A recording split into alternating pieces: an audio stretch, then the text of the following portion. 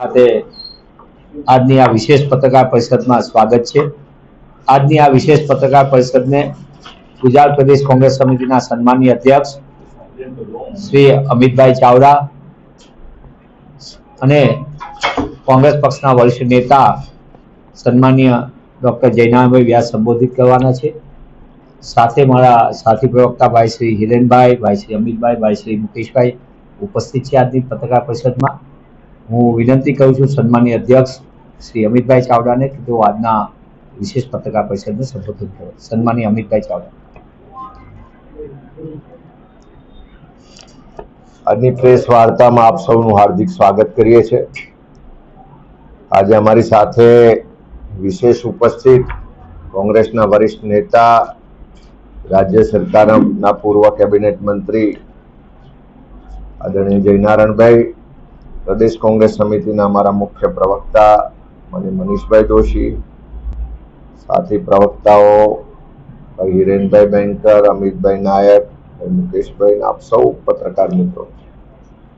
આજે એવા વિષય પર વાત કરવી છે કે જે આપણી આવનારી પેઢીઓ સાથે જોડાયેલો છે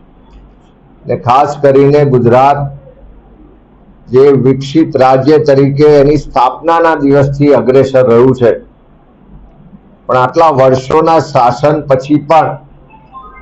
જે કુપોષણનું લાંછન ગુજરાત પર છે, આપણા સૌના માથે છે,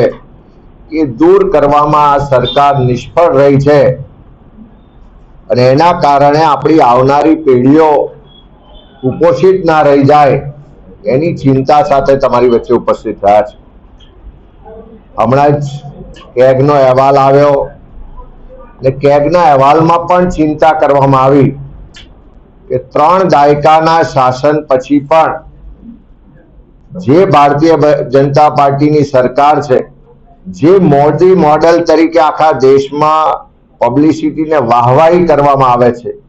એ મોદી મોડેલના ગુજરાત સરકારના શાસનના 3 દાયકા પછી પણ ગુજરાતમાં જે ICDS કાર્યક્રમ ચાલે છે કે જેના અંતર્ગત આંગણવાડી કેન્દ્રો ચાલે અને એના માધ્યમથી કુપોષણ દૂર થાય, આપણી આવનારી પેઢી સ્વસ્થ અને સક્ષમ બને, એ માટે દર વર્ષે પ્રજાના ટેક્સના કરોડો રૂપિયા એની પાછળ ખર્ચ કરવા છતાં આટલા વર્ષો પછી પણ આજે કુપોષણનું લાંછન આપણા સૌના માથે, ગુજરાતના માથે છે। હમણાં જ NFHS નો જે સર્વે આવ્યો એ મુજબ આખા દેશમાં જે સૌથી કુપોષિત જિલ્લાઓનું યાદી આવી, એ 10 જિલ્લાઓની યાદીમાંથી 5 જિલ્લાઓ આપણા ગુજરાતના છે અને એમાં પણ ડાંગ હોય, પંચમહાલ હોય, નર્મદા હોય, દાહોદ હોય, એવા આદિવાસી વિસ્તારના જિલ્લાઓ મોટે ભાગે આમાં છે। એટલે એવું ચોક્કસ કહેવાય કે કરોડો રૂપિયાના ખર્ચ પછી પણ ગુજરાત સરકારની અસંવેદનશીલતાને કારણે, એની નિષ્ફળતાને કારણે આજે આખા દેશમાં આપણે નીચા જોવાપણું થાય છે અને આટલા વર્ષોના શાસન પછી પણ જે વસ્તીના પ્રમાણમાં આંગણવાડી કેન્દ્રો હોવા જોઈએ, વસ્તીના પ્રમાણમાં જે બાળકો છે એને આ ICDS પ્રોગ્રામનો લાભ મળવો જોઈએ, એ લાભ આપવામાં પણ આ સરકાર નિષ્ફળ રહી છે એવું કેગે સ્પષ્ટ રીતે નોંધ્યું છે। સાથે સાથે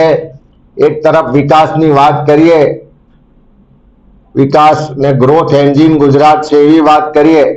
ગુજરાતમાં આજે પૂરતા આંગણવાડી કેન્દ્રો તો નથી, પણ સાથે સાથે જે કેન્દ્રો છે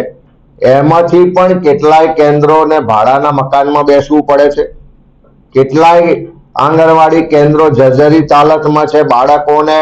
રિસ્ક લઈને એમાં બેસવું પડે છે, કેટલાય આંગણવાડી કેન્દ્રોમાં પૂરતી ટોયલેટની સુવિધાઓ નથી, કેટલી જગ્યાએ પીવાના પાણીની વ્યવસ્થાઓ નથી, કેટલી જગ્યાએ લાઇટની પણ વ્યવસ્થા નથી। એક બાજુ પીવાના પાણીની વ્યવસ્થા ના હોય, લાઇટની વ્યવસ્થા ના હોય, તેમ છતાં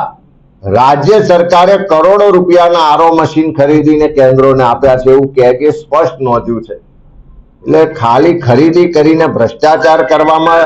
સરકારને રસ છે, પણ લાઇટ પાણીની વ્યવસ્થા કરવામાં સરકારને રસ નથી।